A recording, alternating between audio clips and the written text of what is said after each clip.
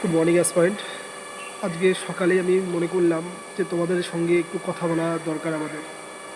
দেখো ভাই, অ্যাকচুয়ালি তোমাদের কালকে রেজাল্ট বেরিয়েছে ওয়েস্ট বেঙ্গল পুলিশের। অনেকজন পাস করেছো, অনেকজন কোয়ালিফাই করতে পারোনি। যারা কোয়ালিফাই করেছো তাদের তাদের জন্য মানে কংগ্রাচুলেশন। আর কংগ্রাচুলেশনের পরে অন বসে এটা মনে রাখবে। আর একটা জিনিস, যারা পাস করতে পারোনি তাদের মন দুঃখ করার কোনো কারণ নেই। সামনে আবার পরীক্ষা আছে, তার জন্য প্রিপারেশন করো।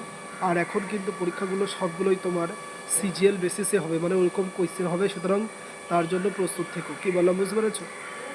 এবার যার জন্য তোমাদেরকে এই ভিডিওটা করা। দেখো ভাই, আমি তোমাদেরকে আমি তোমাদেরকে তোমরা ওয়েস্ট বেঙ্গল পুলিশ পরীক্ষা দেওয়ার পরেই তোমরা দেখবে 30শে নভেম্বর 2025 সালের আমার একটা 3 মিনিট 45 সেকেন্ডের ভিডিও আছে। সেই ভিডিওতে আমি তোমাদের পরীক্ষা থেকে বেরানোর কিছুক্ষণ পরেই মানে তুমি ধরে রাখো 10-15 মিনিট পরেই এরকম হবে সামথিং, আমি সর্বপ্রথম ইউটিউবে কাটআপের ভিডিও করেছিলাম।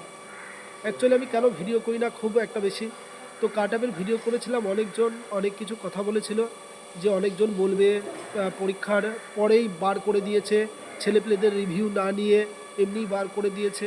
দেখো ভাই, অ্যাকচুয়ালি আমি একজন টিচার, আমার কারো রিভিউ নেওয়ার দরকার নেই।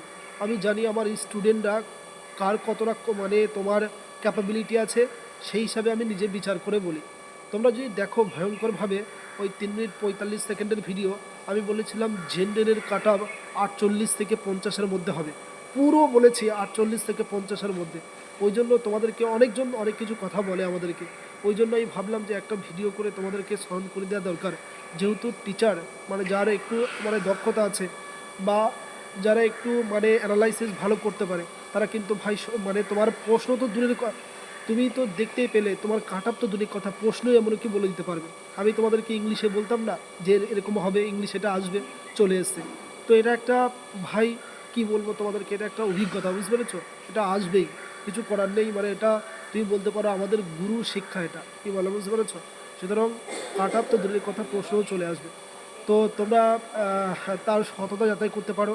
যারা দেখেছিলে, যারা শুনেছিলে যে এত নাম্বার হলে তোমরা প্রিপারেশন করো, আমি বলেছিলাম 48 থেকে 50-এর মধ্যে যদি হয়, আমি বলেইছিলাম 48 যদি হয় তাহলে তুমি প্রিপারেশন স্টার্ট করে দাও।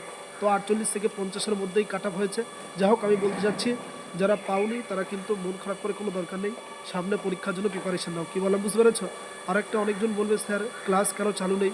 অ্যাকচুয়ালি ভাই আমি একটু অন্য জায়গায় আছি, মানে আমার একটু আমি বিস্তারিত বলবো, বুঝতে পেরেছো ভাই? তোমরা স্টুডেন্টরা অনেক কিছু জানতে চাই না, মানে শিক্ষকদের যে মানে কতটা আহ, তোমার কেউ কেউ অনেক শিক্ষক অনেক কষ্টের মধ্যে থাকে, কেউ জানে না।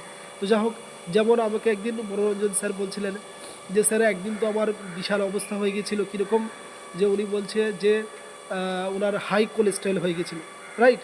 তো এবার দেখো মানে যারা সত্যিকার অর্থে পড়ায়, খেটে পড়ায়, এরা কিন্তু রাত দিন স্টুডেন্টদের জন্য এক করে দেয়, বুঝতে পেরেছো? ফলে ওদের মানে শরীরে মানে তোমার ফিজিক্যালি ওদের কিন্তু অনেক ইফেক্ট হয়, যেগুলো তোমাদেরকে বলে না, বুঝতে পেরেছো?